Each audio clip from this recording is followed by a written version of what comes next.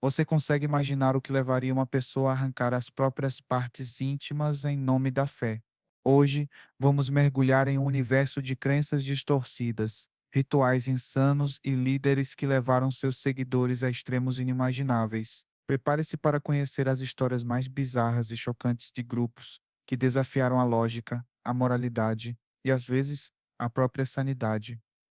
Skopsius, os castrados da Rússia. No coração da Rússia antiga, onde a fé ortodoxa reinava, surgiu uma seita tão radical que faria qualquer um questionar os limites da devoção. Conhecidos como Skopsi, esses crentes do século XVIII acreditavam que a verdadeira pureza espiritual só poderia ser alcançada através da castração. Sim, você ouviu certo. Homens removiam seus testículos e pênis, enquanto mulheres passavam por mutilações simbólicas, como a remoção dos mamilos.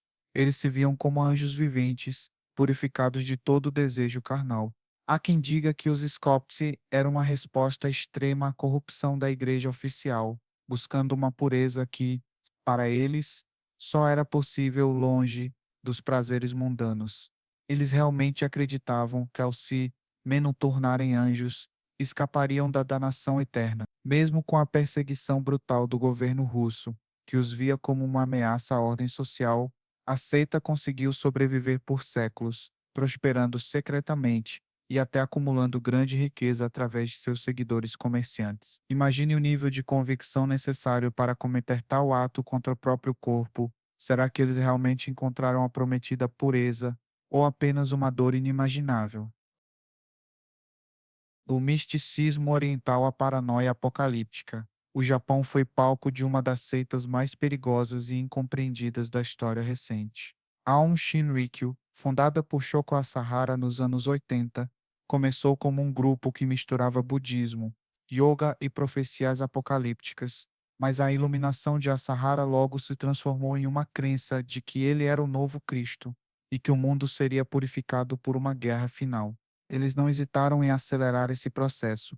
Muitos acreditam que a Aum Shinrikyo era uma organização paramilitar disfarçada de seita religiosa, com planos de dominar o Japão e o mundo. Eles não apenas produziam armas químicas, mas também faziam experimentos biológicos e até tentaram fabricar armas nucleares. O ápice de sua loucura foi o ataque com gás sarin no metrô de Tóquio, em 1995, que matou 13 pessoas e feriu milhares.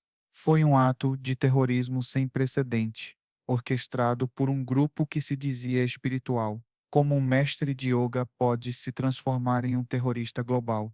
E o que leva centenas de seguidores a participar de tais atrocidades? Gué carona para o cometa, e se eu te dissesse que a salvação para a humanidade estava em uma nave espacial escondida atrás de um cometa?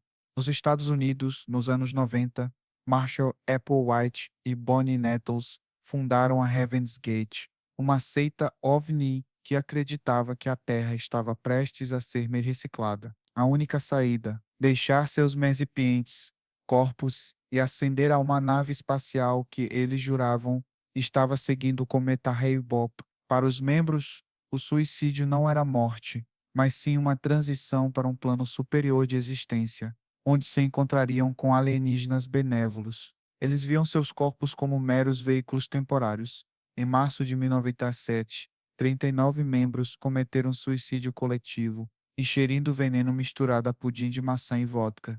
Eles foram encontrados com os rostos cobertos, prontos para sua jornada cósmica, trajando uniformes idênticos e tênis Nike. O quão forte pode ser uma crença para levar 39 pessoas a abandonar a vida terrena por uma promessa extraterrestre? O que eles viram ou sentiram que nós não podemos? Ordem do Templo Solar, fogo e sangue na nova era, entre o esoterismo e o apocalipse. Uma seita europeia prometia a salvação através do fogo, levando a um dos massacres mais perturbadores da história. Fundada por Luc Joret e Joseph de Mambro nos anos 80, a Ordem do Templo Solar misturava templarismo, ocultismo e teorias de conspiração.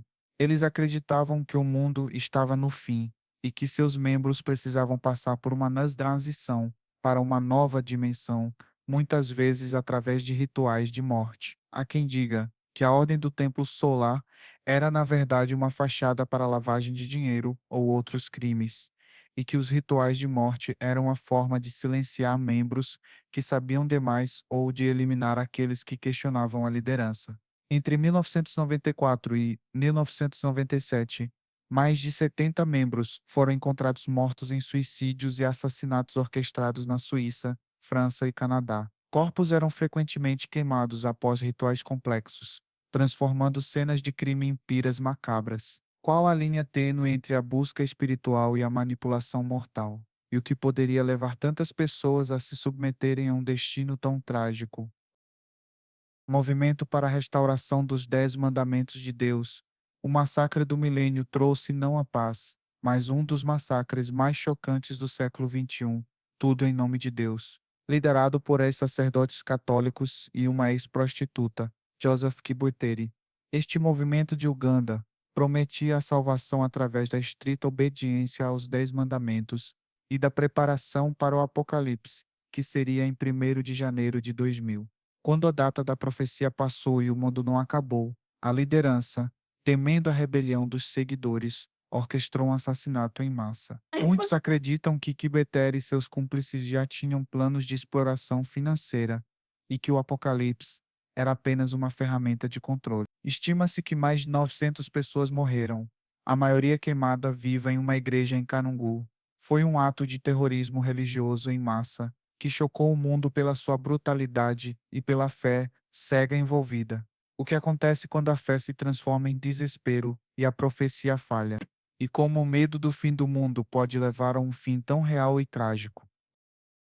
Children of God, a família internacional, amor livre ou abuso extremo. Nos Estados Unidos, a contracultura dos anos 60 deu origem a um movimento que prometia amor e liberdade, mas entregou um legado de trauma e controvérsia. Fundada por David Berg em 1968, essa seita começou como um ideal de comunidade e espiritualidade, mas logo desviou para práticas sexuais controversas.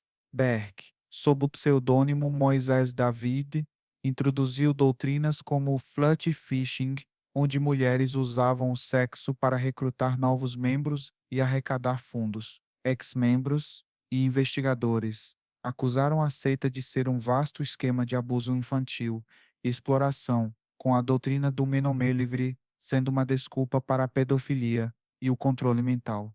As acusações de abuso sexual de crianças dentro da seita se estenderam por décadas, com inúmeros relatos de ex-membros que cresceram em um ambiente de exploração e manipulação psicológica severa. Como uma promessa de liberdade e comunidade pode se transformar em um pesadelo de exploração e abuso, e como as vítimas de tais cultos conseguem reconstruir suas vidas. Igreja de Deus do verdadeiro Jesus. O exclusivismo da China. Em meio à efervescência religiosa da China do século XX, surgiu uma igreja que se autoproclamava a única detentora da verdade divina. Fundada na China no início do século XX, a Igreja de Deus do verdadeiro Jesus se destaca por suas crenças e práticas extremamente rigorosas e isolacionistas. Eles insistem que só a sua igreja é a meia verdadeira igreja, e que todas as outras denominações cristãs estão fundamentalmente erradas. Para alguns críticos, essa doutrina de exclusividade é uma forma de controle e lavagem cerebral, mantendo os fiéis isolados e dependentes da interpretação da liderança. Eles proíbem a celebração do Natal e da Páscoa, consideram a cruz um símbolo de vergonha, não de redenção, e praticam rituais únicos como a lavagem dos pés e a cura pela fé, com uma ênfase esmagadora no medo do julgamento divino, o que leva um grupo a se isolar de todo o resto do mundo cristão, convencidos de que só eles detêm a verdade absoluta. Será que essa busca pela meia-verdade única não pode ser uma armadilha? Carroceiros, morte e ressurreição na alma russa.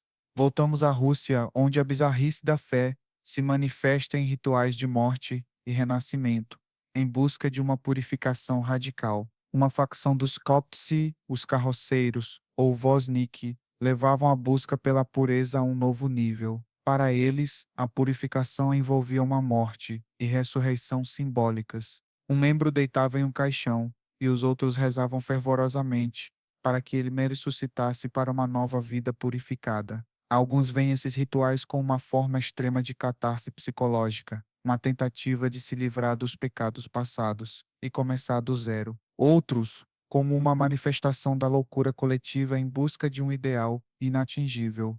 Além dos rituais de morte e ressurreição, eles eram vegetarianos estritos e viviam em comunidades isoladas, mantendo um estilo de vida ascético e extremamente recluso, longe da sociedade. O que se passa na mente de alguém que acredita que precisa morrer para realmente viver? Qual o poder de uma fé que desafia a própria noção de vida e morte? E essas foram apenas algumas das seitas mais bizarras que o mundo já viu. Histórias de devoção cega e busca por uma verdade que, muitas vezes, levou ao caos. Mas será que esses são os limites da bizarrice humana?